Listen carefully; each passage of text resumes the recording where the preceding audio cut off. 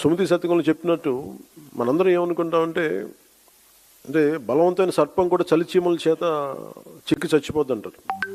మనందరం ఏమనుకుంటాం, మనకు స్థాయి లేదులే, మనందరం చిన్న మనుషులే పెద్దలు అనుకుంటాం, ప్రతి ఒక్కరు ఈజీగా మాట్లాడేయచ్చు అనుకుంటాం. కానీ ఇలాంటి ప్రతి వ్యక్తి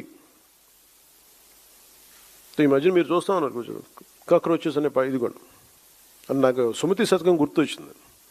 అంటే చాలా చిన్నగా కనిపించే క్రిమి కీటకాలు కూడా, చిన్న చీమలు కూడా ఒక బలవంతమైన సర్పాన్ని చంపేస్తాయి అన్నట్టుగా చిన్న చిన్న ఆలోచనలు ఇండివిజువల్ వ్యక్తులు వీళ్ళందరూ కూర్చొని మనకి సరైన దేశం తాలూకు గాఢతని కానీ తీవ్రతని కానీ దీని తాలూకు లోతుని అర్థం చేసుకోకపోతే చాలా డివిజివ్నెస్ యాటిట్యూడ్తో మాట్లాడి దేశం తాలూకు సమగ్రతని బలి చేసేయడానికి ఎప్పుడు శక్తులు సిద్ధంగా ఉంటాయి.